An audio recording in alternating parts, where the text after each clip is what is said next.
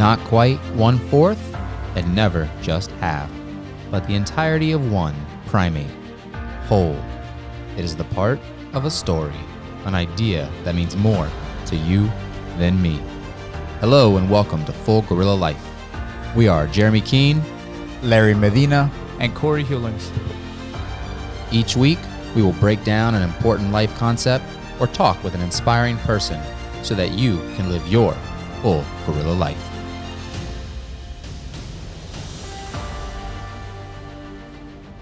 All right, ladies and gentlemen, I would like to welcome onto the podcast Randy Kerperien, and I think I got the name right. Nailed it. Nailed it. Awesome. So I got the name right. That's a win. So I used to work with Randy about 8 years ago. It's been a while. Yeah. And I worked with him. I left the company where I worked at, which is a local hospital here. And honestly, like one thing, like your story's always stuck with me because you actually went out and took a big chance, right? Yeah, absolutely. And so I definitely want to get into this podcast as far as like what your big chance was. But before we get into that, maybe we can get into your path, right? What has been your path? Maybe starting from like college. Where'd you go to college? What'd you end up becoming at the hospital that we worked at, right? Because that's what it is.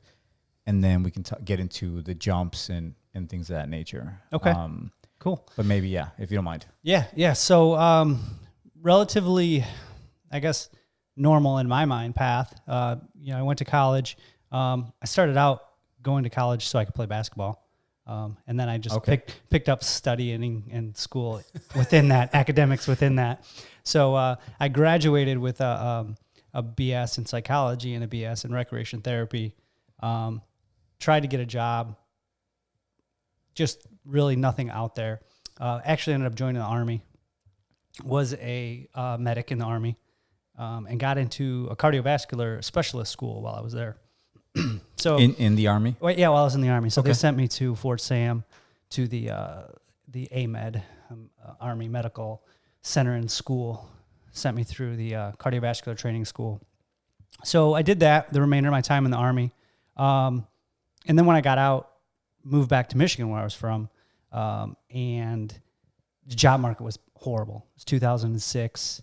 We were like mid-recession. Job market was bad. And I got a call from somebody that I had met while I was in the Army. She actually worked at Duke University, and the local hospital here in Vero was starting a heart program. Yeah. And she was actually one of the affiliate sponsors for that program. And she said, "You interested in moving to Vero Beach and helping me start a cath lab?" I said, "Yeah, that'd be awesome." So that's how I ended up in Vero. And I spent about 10 years at the hospital. Yeah. So that's really the path that got me to where you and I met. Yeah. So we met through that. We also met through outside circles, right? Because you were kind of, you are a really good runner. I don't know if you still are, but when I knew you, you were a really good runner. I thought I was in shape and you would smoke me. It's the truth. And so, at the hospital, when you came on board, what did you come in as? I came in as what's called a registered cardiovascular invasive specialist. So RCIS, it's cath lab tech. Okay. So I worked in the cath lab. Yeah. So you started off as that, and then you moved on from there, and you became the manager of cardiology services. And that's kind of where I started and got in a rut, where I knew things were, I thought it was like the next progression. You just move on and you move up into, administration or whatever that was. And wasn't quite what I thought it was going to be. So how long were you in the Army for? I was in the Army for 5 years and 11 months. Okay. Was there a reason why you got out of that, or? When I enlisted, I was all in. I figured I was going to do 20 years. But then my first son was born within the first year and a half of being enlisted. Okay. Things change a little bit. Absolutely. A little bit, Absolutely. Jumping out of helicopters and dodging fire is a little less appealing, when you're thinking about somebody else. So you got to jump out of a helicopter? No. I trained to jump out of helicopters, Okay. but unfortunately, I never did have a chance. But Okay. that thought definitely changes when you have someone you have to worry about back home even more. Absolutely. That relies on you. Yeah, definitely. All right. So you became manager, right? So I agree. Sometimes you get the job that you think you want, then you get it and you kind of regret it because you feel kind of stuck. Absolutely. I definitely felt stuck, felt like I wasn't in a position to be able to make change. Didn't feel like I could move things forward. It was a really stagnant culture, and it wasn't my style. Like I didn't want to spend, years and years of my life being stuck, spinning my wheels. Did you feel like you were trying to make things happen, but there was too many obstacles by the people you work with or the company you work for? Was that kind of the feeling you were getting? It was. Okay. That's a really good way to describe it. It felt like, a simple task was taking entirely too much effort. So the amount of work to accomplish task was not relative to really what was needing to be done. Now, you say you're feeling stuck where you're there, but were you feeling stuck because financially or anything, like you had to stay there, or were you just feeling stuck in the job, like the job wasn't what you wanted? No, I wouldn't say. I mean, we were financially secure. We weren't,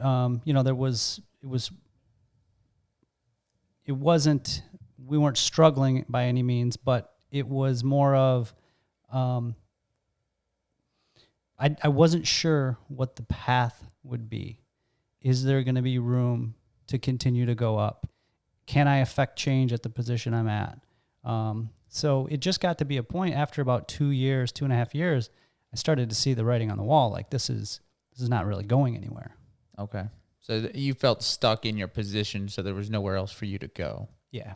Okay. Not necessarily stuck there. At that point, did you start looking out elsewhere? Yeah, I looked outside. I looked outside the hospital. I looked into the industry side of medicine.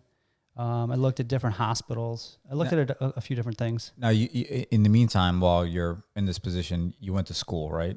Yeah. While I was in that position, I started working on my MBA. Okay. And so were you doing the MBA and working at the same time? Yes. Okay. And so what effect did that have on you?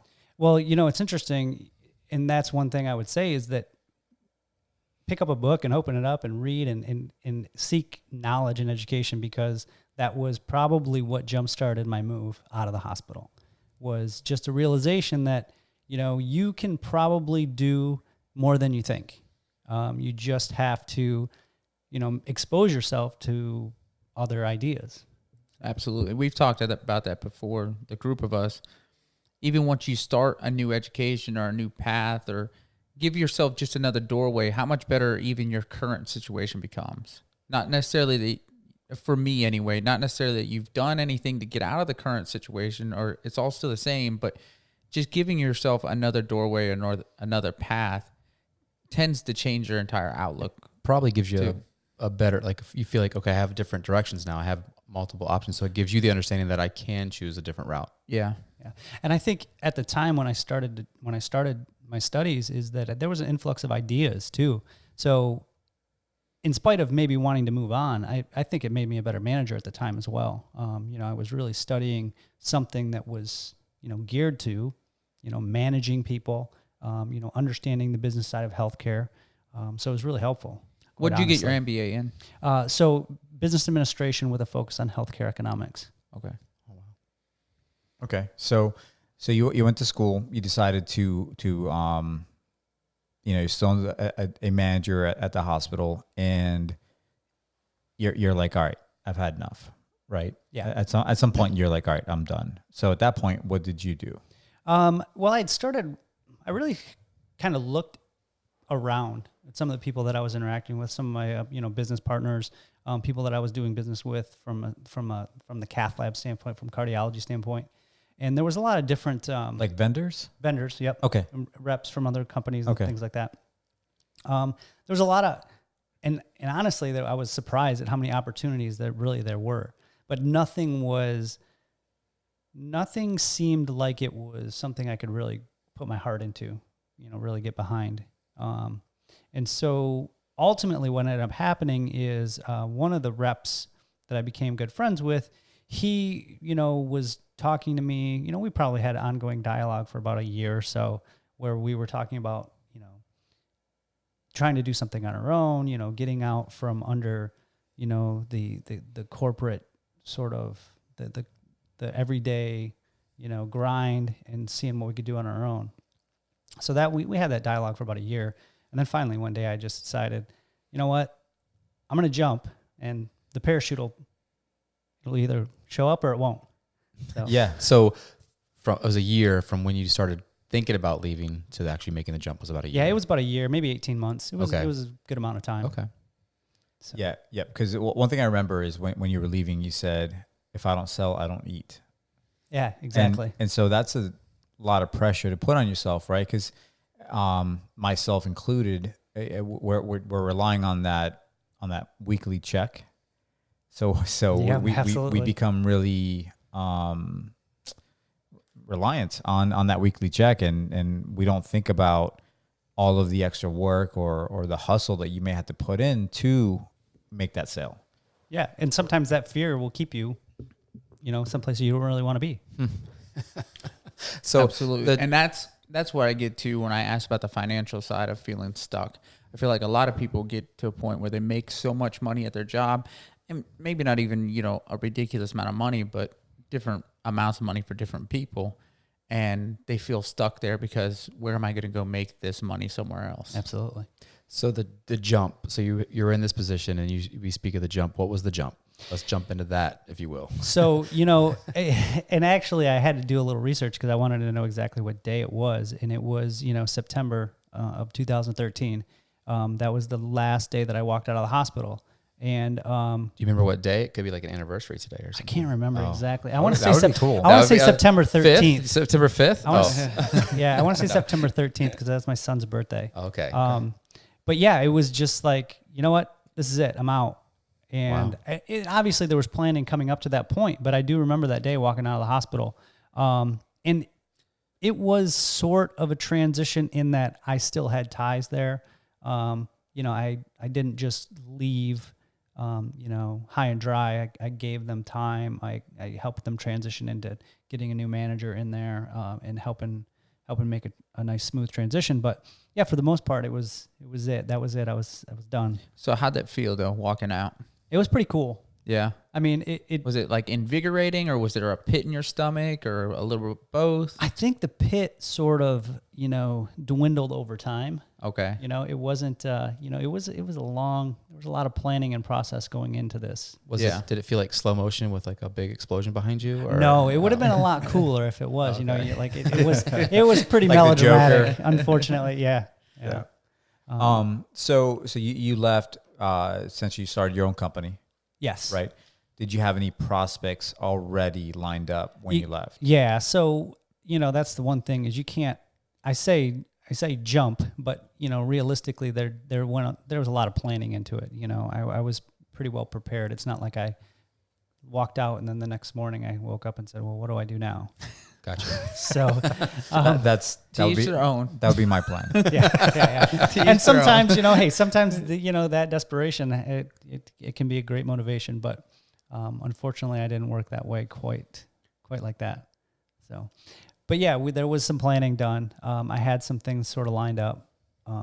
So you married, or were you Yes. married at the Yep. time? Or? So married at the time. So, and ironically,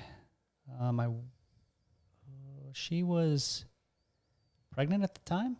Okay, with your second child?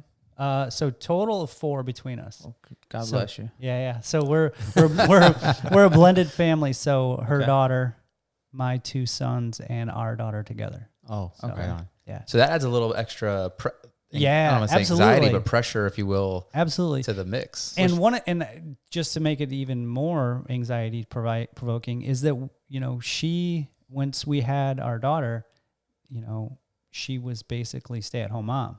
Okay, that was She my was a next teacher. question. Yeah. Yeah, so she was a teacher. So yeah, I had to make it work. Okay. So So how did she feel about you walking away from the hospital? So, interestingly, she knew that she just knew the psychological effect it was taking on me.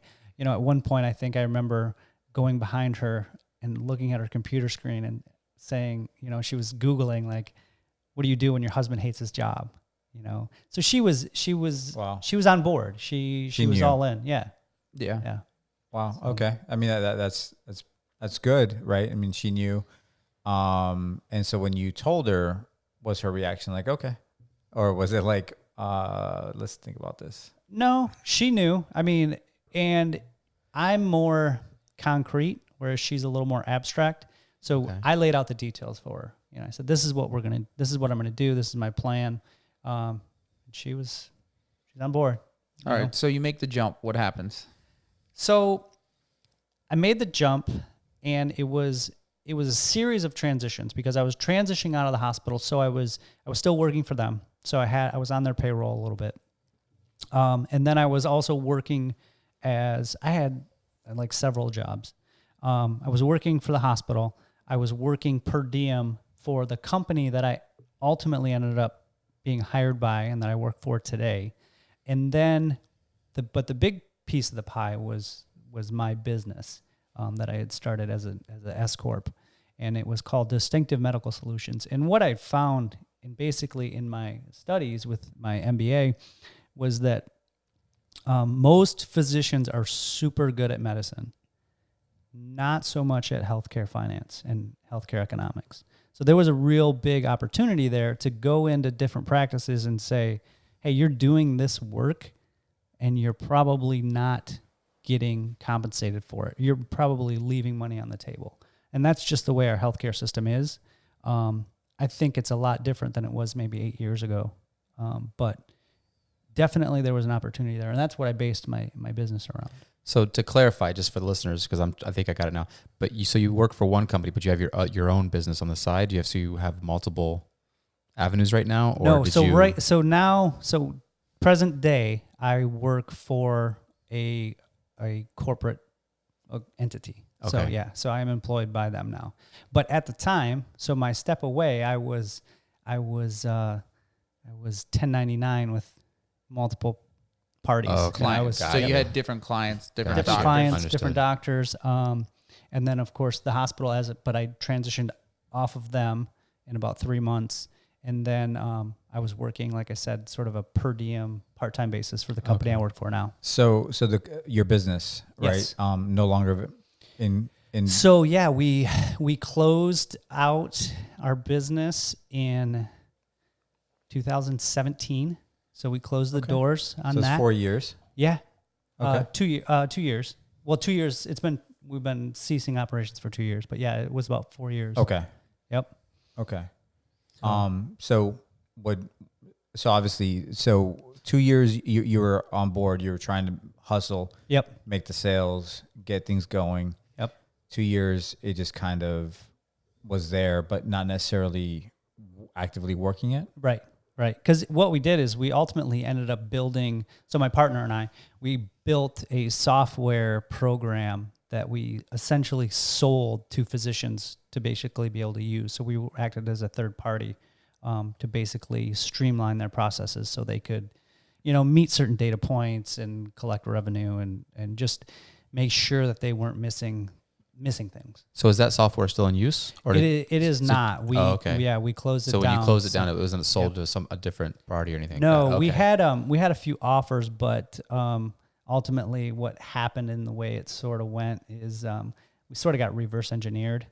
So we kind of got boxed out. And that's what happens, I think, when someone who has a lot of money and has a lot of resources and see something's working. Yeah, absolutely. Can say, oh, well, these, 2 or 3 individuals, we can easily, Yeah, that stinks. So do you regret it at all? Absolutely not. I don't think, clearly, I mean, I would not end up where I am right now if I didn't make those decisions, in 2013. So what are you doing for the company now that you work for? So the company I work for now is, I'm still in cardiology. So we manufacture the world's smallest heart pump. I was hired in 2015 and I worked for about 2 years for them as a part-time employee, and I've been promoted within that company twice. And I just went for an interview up in Boston, actually, last week for hopefully another interview. So all of that has been a result of, where I started.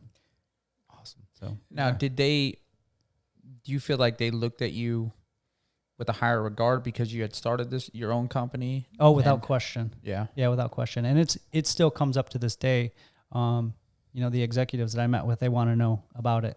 Yeah. And why? Well, why aren't you doing that? Why didn't you want to stay that path, and so on and so forth. So, Gotcha. So with the with the software, with the company that you had, what do you feel was your biggest lesson that you learned with going away and then doing your own thing? What do you feel like for you was the biggest thing that you took away from it? Right? Because some people may look listen to this and they might be like, oh, well, he failed, right? yeah. I don't look at it as I that don't way, either, yeah. but I could see how somebody may say that. Yeah. Right. But so what would you say to that? I would say, I guess you have to define what failure is, quite honestly. I mean, in my mind, I ended up where I was supposed to be. And I will say that out of those 3 years where we really were on our own, you're buying your own health insurance, you're, balancing multiple corporations basically, because you have yourself, your family, you have the business, you have multiple credit cards to one is a business card, one is a personal card. I mean, you have you have an accountant basically trying to all of those things add up to how you work, how you problem solve, how you get to what you want to do. And I'm glad I did them, because I never would have known that we wanted what we have now. I gotcha. Yeah. Now, you said you had a partner, just one partner? Yeah, one partner, and then we hired a software engineer basically to create our software. And now, how was that with the partner? Were you guys friends before, or? We were friends before. He was one of the vendors that I had a business relationship with prior, and then we knew the software engineer sort of as a. Now, was the software engineer hired by you guys or co-owner, or how did so that work? what we did, we kind of offered him an option. We offered him a third, basically equity, or we could pay you. And he took the equity, which is a pretty smart decision, quite honestly. So now you said he was somebody that you worked with, your other business partner? Yeah. Now, were you guys friends outside of it, or was it strictly business? No, we were friends outside of it, which really made it. Which really made it good. I mean, quite honestly, you have that personal relationship, Because I could see that going either way. Yeah, because absolutely, we've all heard that horror story of, friends or family getting into business together and it just imploding on itself. Yeah. And I think we were lucky. Okay. For sure. Now, was there anything that you think kept you guys together or kept you guys straight? Like, was there anything that you guys did that you feel like kept you guys from imploding your friendship or anything like that? I'm not sure. My partner was super selfless. Like he really wanted to, he had a vision for what he wanted to do. But he really cared about, he essentially talked me into walking away from stability into this, so he was very supportive, super selfless. So he was kind of he was the catalyst for sure. Okay. Yeah, did absolutely. he walk away too? Essentially he did. Yeah. He worked for a big company as well. Okay. So we kind of, I guess we sort of did. We walked away sort of together. He was out first.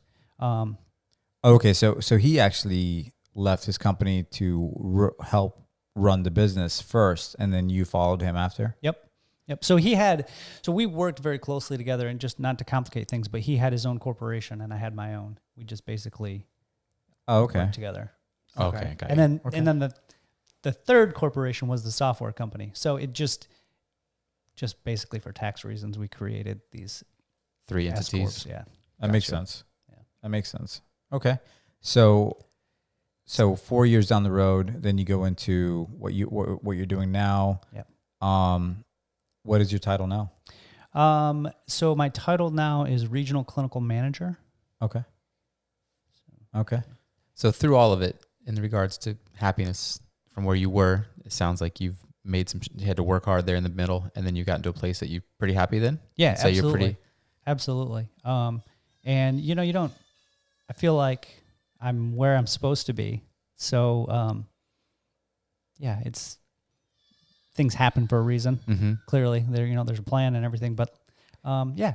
So absolutely. during the thing, because in the part where you started to realize that you were kind of being reverse engineered maybe or anything like that. Yeah. And it's hard to hear that things happen for a reason. Because I know I've been in places where, it didn't happen for a reason. And after a while you get tired of hearing that saying. It's like, shut up with it. So did you get to that point of frustration, or did you just work through it? And we were actively looking to be bought. Mm-hmm. We wanted to sell the software. Okay. And at the time, and the reason we wanted out was because we were looking to go in a different direction. So it was okay. Mm-hmm. So that really softened it for us. Okay. It almost gave us, and even though we were being reverse engineered, we still had our own clients. They were still using our product. So it really didn't matter to us. Okay. It would have been nice to sell it off. Yeah. To be able to cash out at the end like absolutely. that. But I mean, if you still have your own clients and you offer a certain level of service, software is one thing, but there's still a level of service that comes behind software. Absolutely.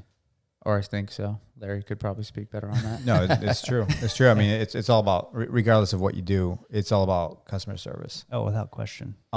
So when you're being reverse engineered, right? Is there anything that you wish you would have done differently? Like looking back on that, or Like a fire sale? Like, yeah, just dump this. No, I don't think so. We had limited resources. I mean, if you give us, 6 software engineers to work on 6 different aspects of a piece of equipment or a piece of software, you're going to get a 6 times better, if not better product. And we had one guy who, as a second job, basically was building this on his own. wow. So Good side hustle though. Yeah, it's a great. Well, yeah, for equity, yeah. I mean, Yeah. that's all he was. That's all he was getting, right? Was equity, or was he getting like a paycheck as well? Well, he was getting equity from the revenue, which is basically all which was perfect for him, because he basically put in a lot of work on the front end, did some maintenance after that, and was just getting recurrent. That's the beauty revenue. of software. Yeah, absolutely. Yeah, because you just have to build it once, and then obviously you want to tweak it here and tweak there. it, make a different product based on what you already have. But for the most part, it's you just build it once and distribute it. Yep. Yeah, especially now that it's downloadable, you don't have to create CDs or DVDs. You're good to go. Yep. Okay, so now you are where you are. Now for me, I feel like the hardest part of leaving a company is insurance. Yeah. How did you go about looking for insurance? So, the Affordable Care Act really comes into this story a lot, because that's what the software program was built on, was the Affordable Care Act, and a piece of that, and just delivering services to Medicare beneficiaries. But anyways, the Affordable Care Act was coming basically into the point where if you were, all insurers or all employees needed to have insurance, and if you didn't, you had to commercially buy it.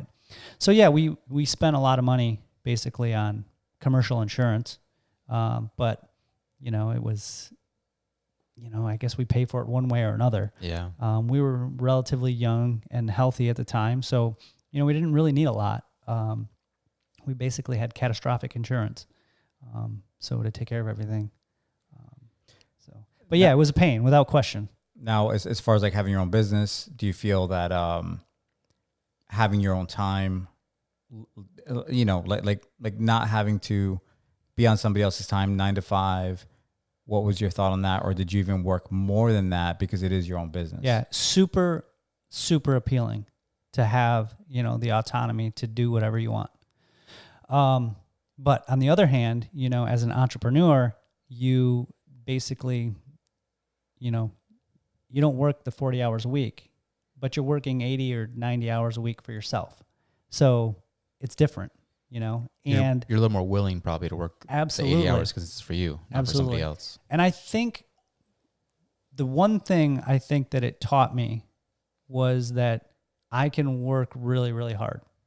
And I sort of had to get out of the rut of being, comfortable maybe, and just being in a place where I could coast through, to really peel back the layers and say, no, if I want something, I just got to grind it out. Go get it. Yeah. Makes a lot of sense. Yeah. Well, I definitely think it's an extraordinary story because most people don't make that jump, or most people are too afraid to make that jump. Yeah. Or they wait too long to make the jump, or, especially to do it at a younger age with a family. I feel like that's where a lot of people feel stuck. They get a decent paying job, they have a nice house and some car payments and a couple kids, and they're like, I can't afford to leave this. There's no way.